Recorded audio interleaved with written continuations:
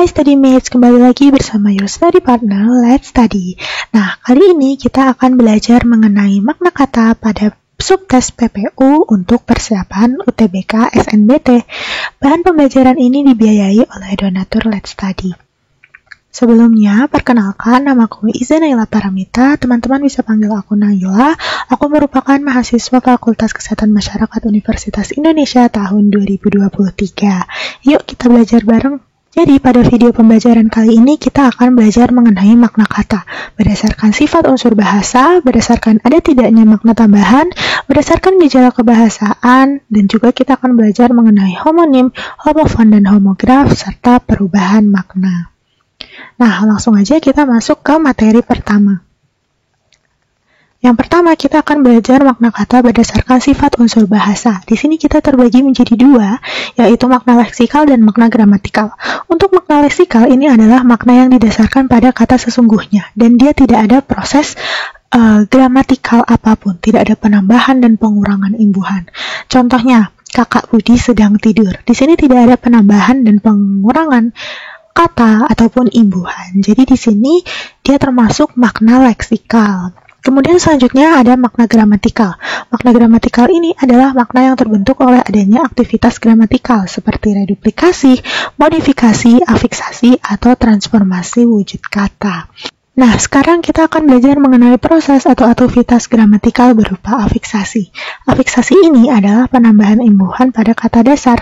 Nah, dalam penambahan imbuhan ini, kata dasar akan memiliki makna yang berbeda. Ada 5 jenis afiksasi, yaitu yang pertama ada akhiran atau sufiks berupa imbuhan kan, lah, an, i, dan ini ditaruh di akhir kata.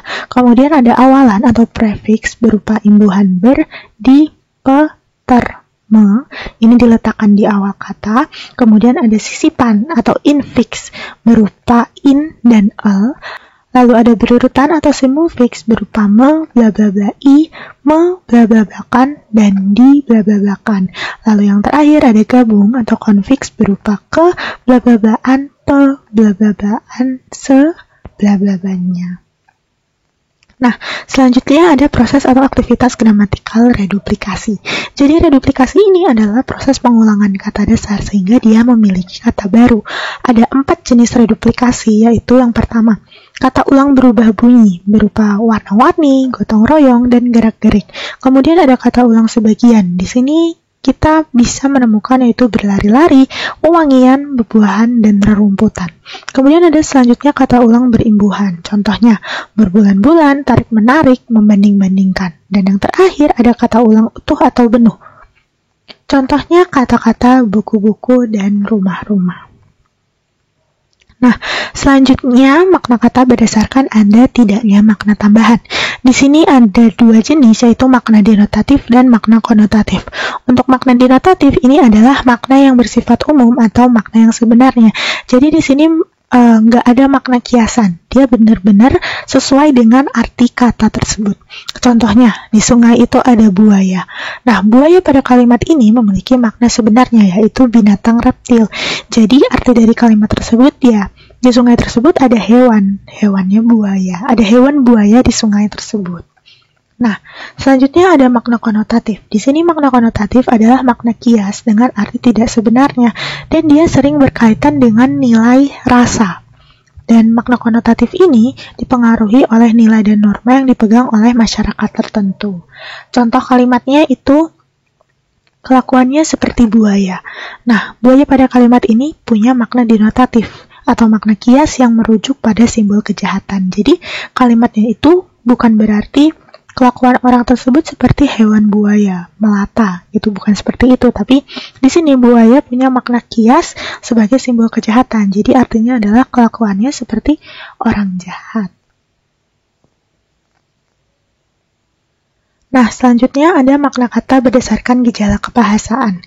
Di sini ada makna ambigu. Makna ambigu itu artinya makna yang bermakna ganda, dan dalam KBBI ambigu berarti bermakna lebih satu sehingga terkadang menimbulkan keraguan atau kekaburan makna. Contoh kalimatnya adalah dia melihat orang dengan teropong.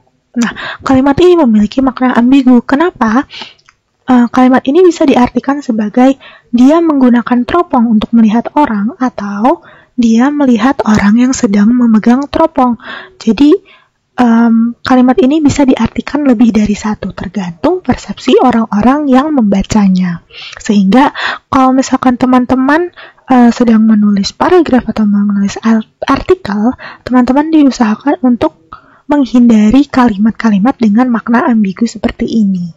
Nah, selanjutnya ada makna polisemi. Jadi polisemi ini adalah reaksi makna antar kata yang sering digunakan dalam beberapa kalimat atau konteks yang berbeda. Jadi di sini satu kata bisa memiliki makna banyak tergantung konteks yang digunakan. Contohnya, kata akar memiliki banyak makna. Yang pertama, contohnya adalah akar serabut. Kata akar dalam akar serabut ini bermakna akar yang sebenarnya, akar tumbuhan. Kemudian selanjutnya akar masalah. Kata akar pada akar masalah ini maksudnya adalah sesuatu yang menimbulkan sebuah masalah. Jadi yang menyebabkan permasalahan tersebut terjadi. Nah, yang ketiga ada jiwaku mengakar. Di sini maksudnya adalah subjeknya menjiwai suatu hal dengan sangat dalam, sehingga seolah-olah jiwanya tersebut sudah mengakar pada hal tersebut. Nah, selanjutnya kita masuk ke homonim, homofon, dan homograf.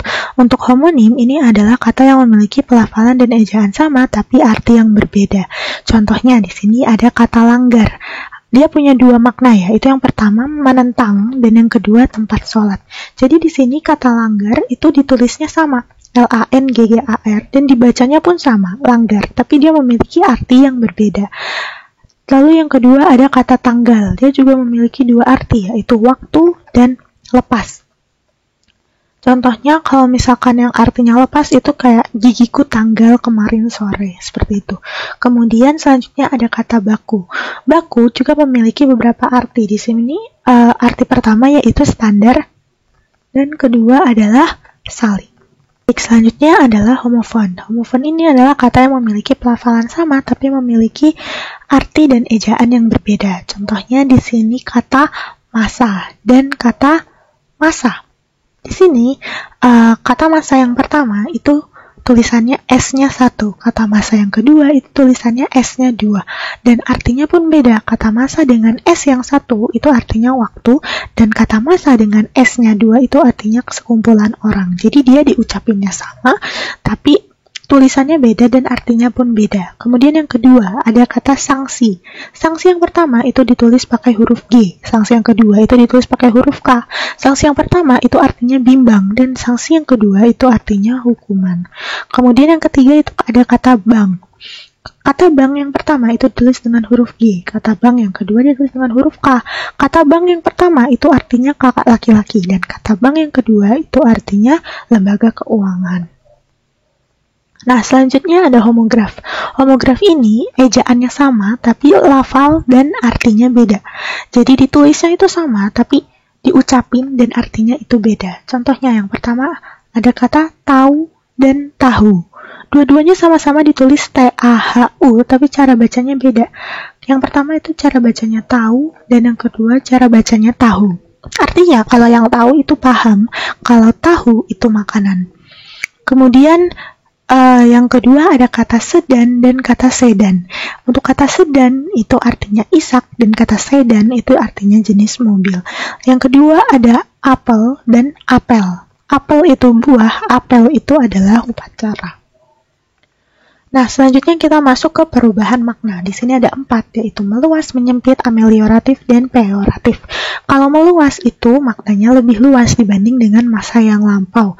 Contohnya, di sini ada kata bapak.